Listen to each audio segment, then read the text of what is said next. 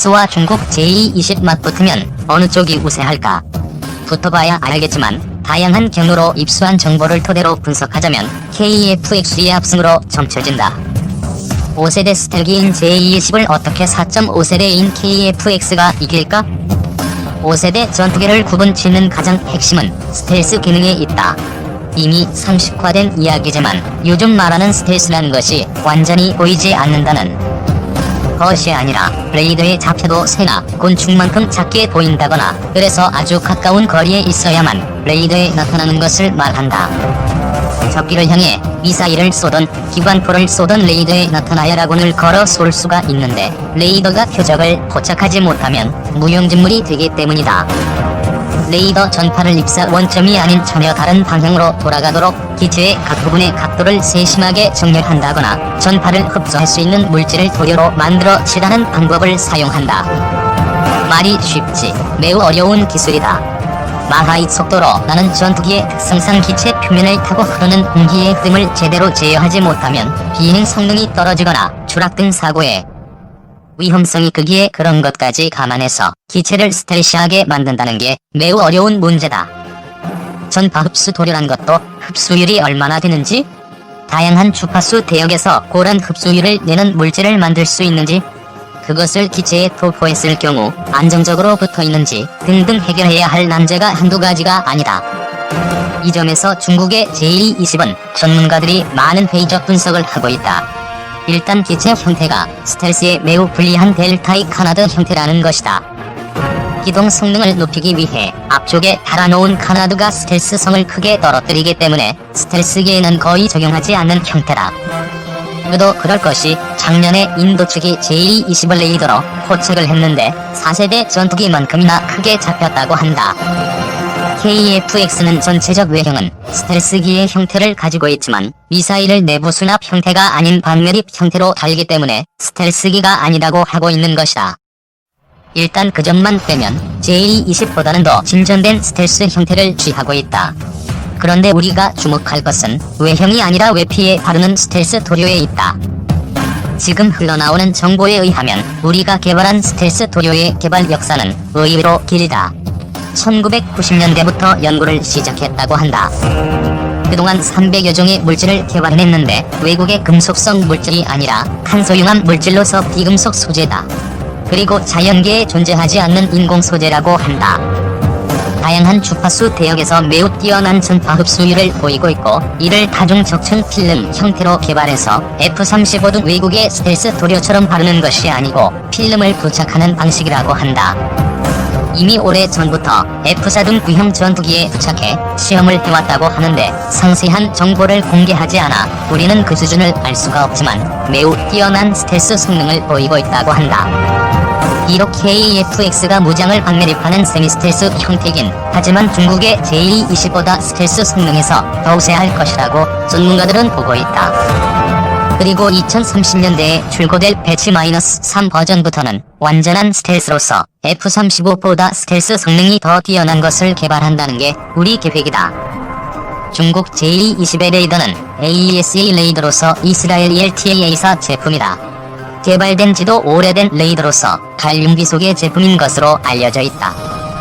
내가 AESA 레이더를 설명하면 자주 언급했지만 갈륨비소 소자는 우리가 개발한 질화갈륨 소자에 비해서 성능이 떨어진다.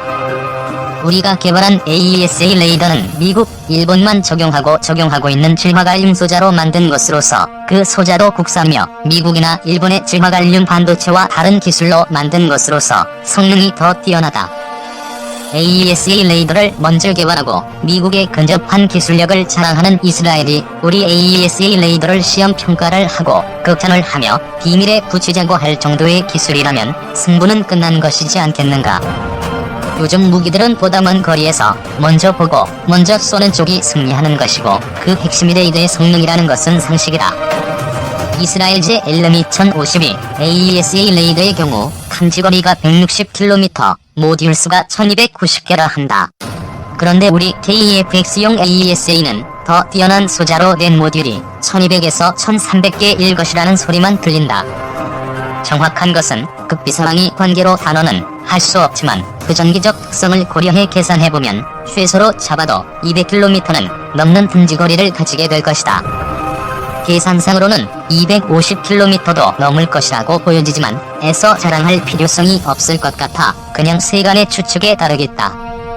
이스라엘이 과연 자기들 스펙대로 중국에게 팔았을까? 그렇게 하도록 미국에 방관했을까? 이스라엘도 자국 기술로 무기를 개발해도 수출은 미국의 견제와 통제를 벗어나지 못하는 나라라는 사실을 감안하면 실제 중국의 제2-20의 AESA 레이더의 성능은 우리가 생각하는 구야일 것이라는 게 짐작된다. 국제 경쟁 입찰 통해 핵심 기술을 확보하라. 추락 위기에 놓였던 한국형 전투기 개발 사업이 비상할 기회를 잡았다. 2013년 11월 22일 군은 최윤희 합참의장 주재로 합동참모회의를 열어 스텔스 성능과 전자전 능력을 보유한 차기 전투기 도입을 결정함으로써 미국의 로켓 마틴이 개발 중인 F-35A로 기종이 사실상 결정됐다. 이와 함께 합참은 KF-X 개발 사업을 국방종기 계획 서열로 전환함으로써 사업 추진에 가속도가 붙게 됐다. 합참은 KF-X 개발 사업을 위해 국방부와 방위사업청이 체계개발 기본계획을 조속히 수립해 방위사업추진위원회의 의결을 거쳐 사업을 추진하기로 확정했다. KF-X는 대역할 F-16을 대체할 수 있는 전투기를 개발, 확보하는 사업이다. 차기 전투기 도입 사업에서 하급 스텔스기 40대를 우선 도입하기로 함에 따라 KF-X에선 공군의 주력기에 적합한 미디엄급 성능을 가진 전투기를 개발해야 한다. 군은 2022년께 KF-X 개발을 끝내고 2023년부터 전력화할 계획인 것으로 알려졌다. 공군은 우선 FX 사업으로 60대의 고성능 전투기를 도입해 전력 공백을 메운 뒤 나머지 부족한 전투기는 중간 수준의 성능을 갖는 국산 전투기를 개발해 2030년대까지 120대가량을 채운다는 계획이다. KF-X 사업은 노무현 정부 때 3번의 타당성 조사를 했지만 번번이 미흡하다는 결과가 나왔다. 이명박 정부가 들어서면서 국내 개발이 적합하다는 결론이 나와 국방과학연구소 주관으로 2011년부터 2012년까지 KF-X 탐색 개발을 수행했다. 이어 KF-X 체계 개발로 가야 했지만 2013년 타당성 조사를 다시 하면서 또다시 1년을 허비했다. 장조원 한국항공대 교수는 과거 공군은 국산 전투기 개발에 소극적이었지만 지금은 적극 찬성하고 있다면서 공군은 기본 훈련기인 KT-1과 고등 훈련기인 T-50을 운영해온 사용자로서 우리의 항공기 개발 능력을 알고 있기 때문이라고 했다. 전투기를 국내 개발하는 경우 개조 개발이 용이하고 군수 지원이 유리하며 운영 비용이 절감된다는 사실을 잘 알고 있기 때문이라는 것이다. 코디즈 대응 위해 KF-X 개발 서둘러야. 2013년 9월 24일 방추위는 전체 회의를 열어 차기 전투기 기종 결정을 재검토하기로 하는 한편 한국형 전투기 사업을 중기계획 사업으로 정해 조속히 추진키로 했다. 위원회 위원장인 김관진 국방장관이 안건을 상정하는 모습. 중국의 방공식별구역 선포로 일촉즉발의 긴장감이 일고 있는 동북아 지역은 항공전력의 각축장이다. 2012년 기준으로 중국의 전투기는 모두 1385대 이상이다. 이 중 현대 공중전의 핵심 전력인 4세대 전투기는 400여 대로 추정된다. 일본이 보유한 전투기는 총 340대다. 전투기 보유 대수만 보면 중국의 공군 전력이 일본을 압도하는 것처럼 보인다. 하지만 실상은 그렇지 않다. F-15와 F-2 지원 전투기를 포함한 일본의 4세대 전투기는 277대에 달한다.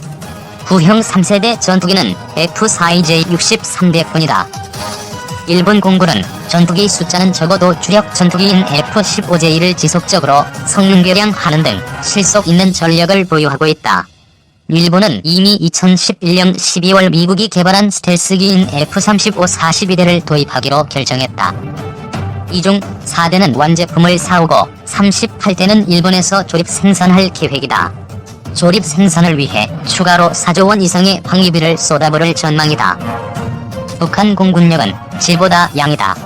국방부가 펴낸 2012 국방백서에 따르면 북한의 전투기는 860여 대로 돼 있으나 실제로는 전투기와 공격기를 합쳐 520여 대에 불과한 것으로 추산된다.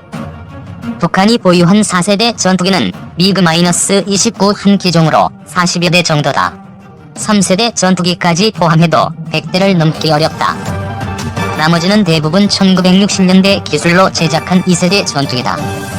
한국 공군의 전투기는 모두 468대로 북한보다 질적인 면에서 우세를 보이고 있다.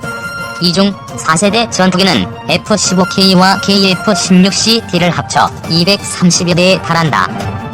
나머지 절반은 3세대에 해당하는 F-42와 F-52F다.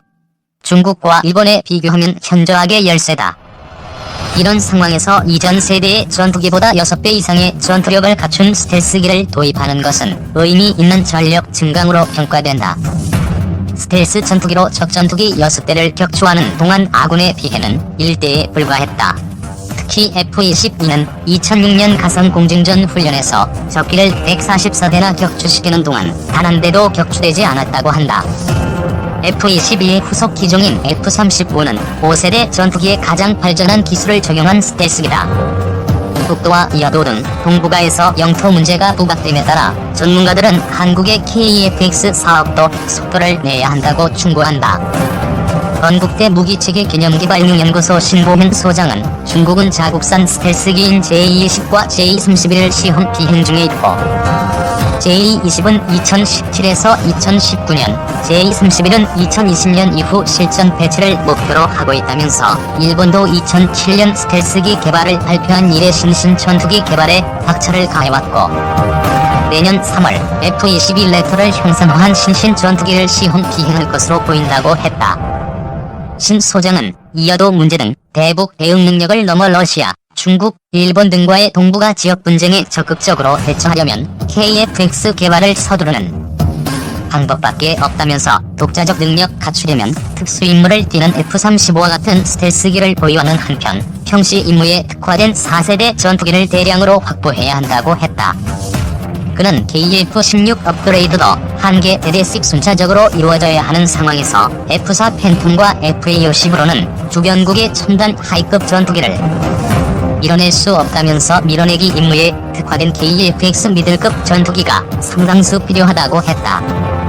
그러나 KF-X 사업은 예산, 기술력 확보, 해외 파트너 선정 등에서 많은 과제를 안고 있는 상황이다.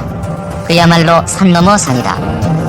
KF-X 사업은 오랜 기간 동안 검토와 재검토를 거듭해오면서 사업이 지연됐다. 그만큼 고려 요소도 많고 위험 부담도 많은 사업이라는 방증이다. 2011년부터 2년간 국방과학연구소 주관으로 500억 원을 투입해 KF-X에 대한 탐색 개발을 수행했다. 2012년 말 A들이가 탐색 개발 결과를 발표하자 한국국방연구원에서는 여러가지 문제점을 지적했다. 예산, 국내 기술 수준, 해외 시장 개척, 해외 기술 협력, 개발 항공기의 요구 성능 등이 문제점으로 지적됐다. 가운데 예산과 해외 수출 문제 등 정치적으로 풀어야 하는 문제들을 제외하고 항공기의 요구 성능, 개발 방안, 해외 기술 협력 문제 등은 국방부와 방사청이 주도적으로 나서면